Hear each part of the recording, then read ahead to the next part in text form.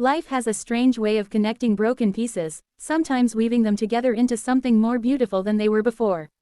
When Ethan Walker, a 42-year-old tech CEO, pulled his black sedan to the side of the road one rainy evening, he thought he was just helping a stranger in need.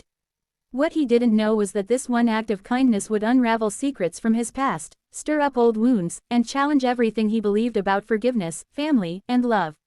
Ethan had built his entire empire from nothing. Years ago, with little more than a borrowed laptop and a relentless dream, he co-founded a startup that would later revolutionize cybersecurity. But as success came, so did betrayal. His former partner and closest friend, Richard Hale, blindsided him by stealing investors, manipulating contracts, and nearly collapsing Ethan's company.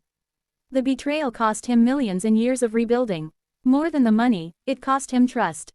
Ethan swore he would never let his guard down again. On this stormy night, though, he wasn't thinking about the past. He was thinking about his son, Noah, who had grown quiet and withdrawn since the passing of his mother 2 years earlier. Nothing seemed to bring light back into Noah's eyes anymore, and Ethan carried the guilt like a shadow. He was so consumed with running the company and keeping his son afloat that he never imagined one unexpected encounter could change everything. Through the sheets of rain, he saw them, a woman standing by a broken-down van, shielding 4 young girls beneath her arms. Their clothes were soaked, their hair plastered to their faces, but it was the look in their eyes that struck him most, fear mixed with quiet resilience. Ethan rolled down his window, hesitated for only a second, and then stepped out. "Do you need help?" he asked. The woman looked up, her face pale under the dim streetlight. "The van died. We don't really have anywhere to go." Her voice carried exhaustion, the kind that comes from too many battles fought alone. Without a second thought, Ethan offered them warmth, food, and a place to stay for the night.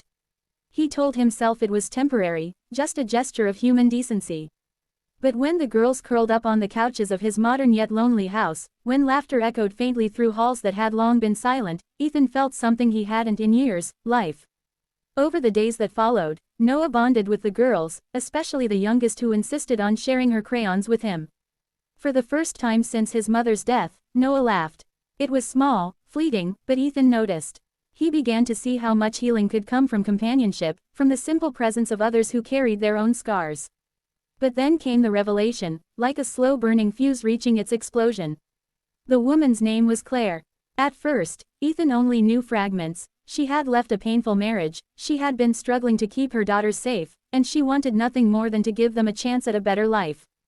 But when Ethan finally pieced together her full story, his world shifted beneath him. Claire wasn't just any woman. She was the ex-wife of Richard Hale, his former partner, his rival, the man who nearly destroyed his career. The realization left Ethan reeling. Was this fate's cruel joke? The woman who brought laughter back into his home was tied to the man who had once stolen everything from him. His first instinct was to push her away, to protect himself and his son from being pulled back into Richard's orbit.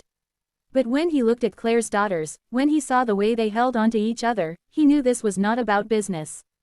This was about humanity. Yet the world has a way of finding cracks in even the strongest walls. News spread quickly. A CEO sheltering the ex-wife of his rival. The media pounced, painting the story as scandal, as revenge, as a twisted narrative of power and manipulation. Reporters camped outside Ethan's house, demanding statements. Board members whispered about reputational risks. Investors called in panic. Ethan stood at a crossroads. If he distanced himself from Claire, the noise would quiet. His company, his legacy, his carefully rebuilt empire would remain untarnished. But if he chose to stand beside her, he risked not only his fortune but also becoming the target of Richard's wrath once more. It was Noah who gave him the answer without even meaning to. One night, Ethan overheard his son whispering to Claire's youngest daughter, "Before you came, I didn't smile anymore. But now, I think my mom would be happy if she saw me laugh with you." Ethan realized then that this wasn't about rivals or business or even public opinion. It was about second chances, the chance for his son to heal, for Claire and her daughters to find safety, and maybe even for himself to open his heart again. But choosing what's right rarely comes without consequences. Richard returned into the picture, furious that Ethan had not only taken in his ex-wife but had become the father figure his daughters now looked up to. He accused Ethan of using Claire to humiliate him. He threatened lawsuits, leveraged media connections, and did everything he could to paint Ethan as a manipulator. Ethan could have fought back with equal aggression. He had the resources, the influence, the connections. But instead, he chose a different path, the harder one. He remained silent, allowing his actions to speak louder than words. He shielded Claire and the girls from the chaos, offering them not just a roof over their heads but dignity and peace. Slowly, the narrative began to change. What the media first saw as scandal turned into something unexpected, a story of compassion. Reporters who had once camped outside his house began telling a different story, the story of a man who opened his home not for profit, not for power, but for kindness. Public opinion shifted, and instead of criticism, Ethan began to receive letters from families, from children, from people who had been touched by the courage it takes to care when the world tells you to look away. Through it all, Ethan discovered that forgiveness doesn't mean forgetting the pain someone caused. It means choosing not to let that pain dictate your future. Richard's betrayal had shaped years of Ethan's life, but now, Ethan refused to let it define his legacy. His true legacy wasn't his company, or his wealth, or the empire he had built brick by brick. It was the lives he touched, the hearts he helped heal, and the love he allowed back into his own home. Claire, too, found her strength again. No longer the woman broken by years of fear and silence, she began to rebuild herself alongside Ethan. She found work, she enrolled her daughters in school, and she began to smile in ways that suggested freedom was no longer just a dream but a reality. As for Ethan and Claire, their bond grew not from romance at first but from shared resilience, from nights spent sitting at the kitchen table helping children with homework, from quiet moments where two wounded souls realized they were no longer alone. Love, when it finally arrived, was not fireworks or grand declarations. It was steady, patient, like rain soaking into dry earth. In the end, Ethan made peace with the past not by erasing it, but by proving that the future could be written differently. He didn't just save a woman and her children that night on the rainy road, he saved himself, his son, and perhaps even the belief that kindness still has the power to change lives. And maybe that's what makes this story more than just drama, more than just a clash between rivals.